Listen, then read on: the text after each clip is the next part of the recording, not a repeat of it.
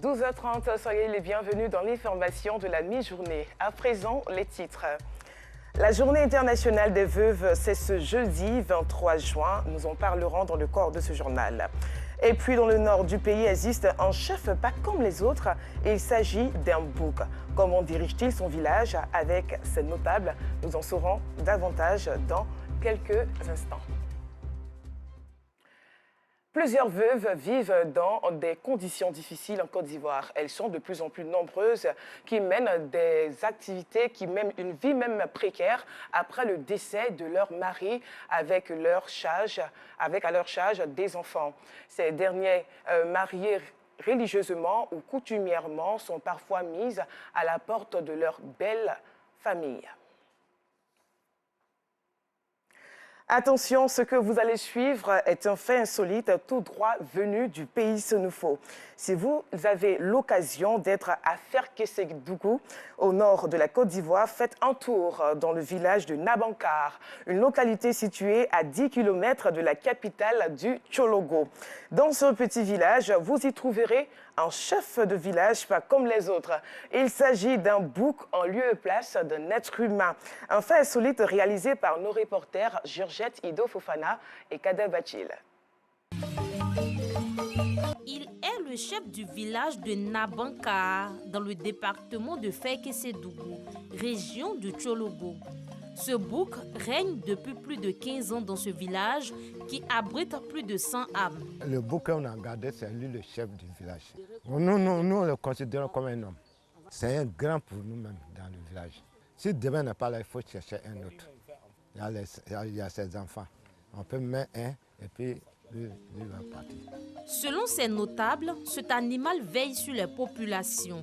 Il est le garant de la tradition. Ce bouc-là, quand les jeunes viennent la nuit et ils montent, c'est ça qui est le chef du village. Si on n'a pas gardé ça, on n'est pas tranquille. Parce que si ce bouc est là, le monde va avoir tranquille. C'est pour ça qu'on l'a gardé. Mais si on n'a pas mis ce bouc-là, les jeunes vont nous fatiguer. Mais il promène lui seul dans le village. Mais il vient coucher, même il peut venir s'asseoir ici. Là. Il veut venir coucher ici. Mais tu ne peux pas parler avec lui, tu ne le frappes pas. Il est là toujours. Pour les fils de Nabankar, c'est une fierté d'avoir cet animal comme chef. Une forme de chefferie qu'ils souhaitent voir dans toutes les contrées du pays. C'est un honneur pour nous, un grand plaisir pour nous. Il est le chef de nos villages. Ouais, on lui doit du respect. En tout cas, si c'est le respect, on lui doit du respect. Les étrangers sont arrivés, ils étaient derrière ce bouc. Tout le monde est en train de le filmer. Ils sont allés se regrouper derrière ce bouc. Donc vraiment, nous, on était fiers de notre village. Quand nous on le voit, on est content, on espère qu'il n'y a pas de soucis. Il veille sur nous. Quand les gens viennent chez nous, là, nous on le montre, ah, voici nos chefs de village. Nous on est fiers, c'est normal, c'est un bon symbole pour nous. Ces initiés, sortis fraîchement du bois sacré, disent être honorés de confier leur destinée à un tel chef qui mérite, selon eux, respect et soumission. Ça nous fait plaisir de le voir parce qu'il reflète un peu la réalité du village.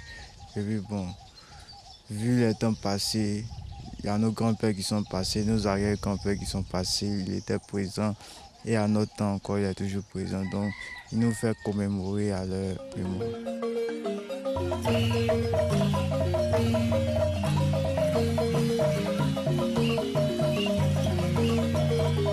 En attendant de faire de Nabankar une destination prisée, les fils de ce village se réjouissent d'avoir cet animal comme leader.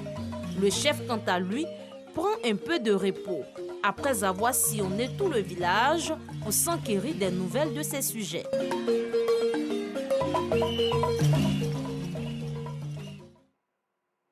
Sacré peuple Senufo. Alors, que pensent les alliés de ce reportage?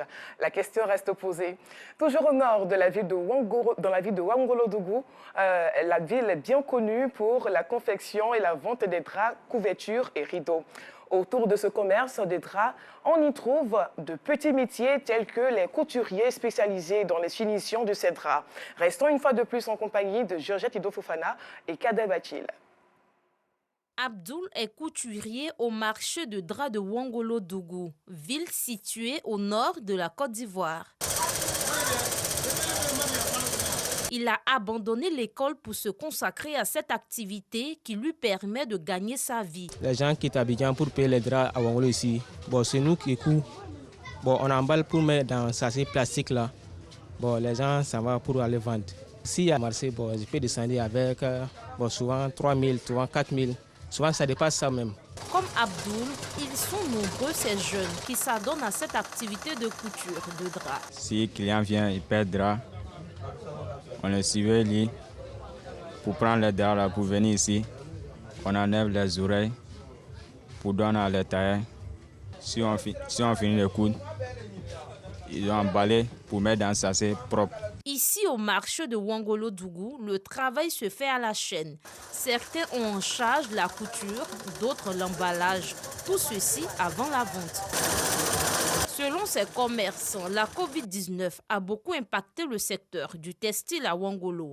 Aujourd'hui, la clientèle se fait rare. Avant, ça allait bien, mais maintenant, vraiment, ça ne va pas. Parce que le marché est lent, c'est très lent même. Il n'y a pas l'argent et puis, affaire de Covid là aussi, ça a gâté plein de choses ici. Le marché maintenant c'est un peu bizarre. Avant on avait un marché, maintenant depuis les frontières étaient fermées, les marchés étaient faibles. Le marché est très faible. Si la pandémie à coronavirus a eu un impact sur ce secteur d'activité, le marché reçoit cependant de la clientèle. Martine fait le commerce de draps à Abidjan. C'est ici qu'elle s'approvisionne. Je suis venue pour une commande de draps. Parce qu'à Wangolo, les draps sont moins chers. Il y a des jolis draps de qualité. Le prix est abordable, contrairement à Abidjan. Ousmane est le président des commerçants de draps de ce marché. Il importe plus de 5 caisses de draps par semaine pour desservir les marchés de Bouaké et d'Abidjan. Comme il y a beaucoup de vendeuses maintenant, même à Abidjan, c'est un peu trop Korogo qui venaient prendre draps ici. Mais maintenant, ce n'est plus ça. Promouvoir les draps, les rideaux et les pagnes tissées de la ville en vue de redynamiser le secteur, c'est l'objectif du premier magistrat de la commune. Quand tu pars de Wangolo, on te dit qu'automatiquement c'est la ville où on vend les draps. Donc je pense qu'avec la crise, c'est vrai, les choses ont pris un peu de lenteur.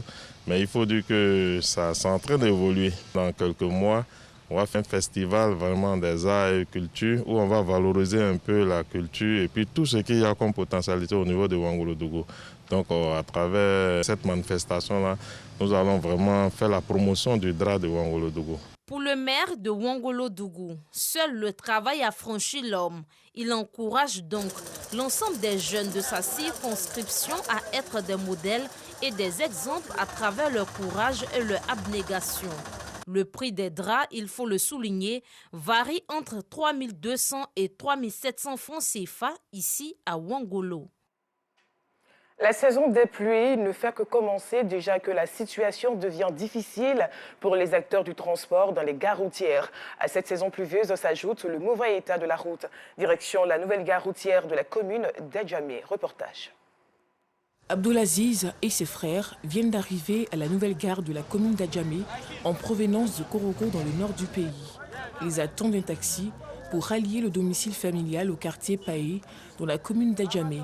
Mais il est difficile de trouver un taxi à un prix accessible en cette saison pluvieuse. J'ai remarqué que le prix des moyens de transport peut augmenter au fait.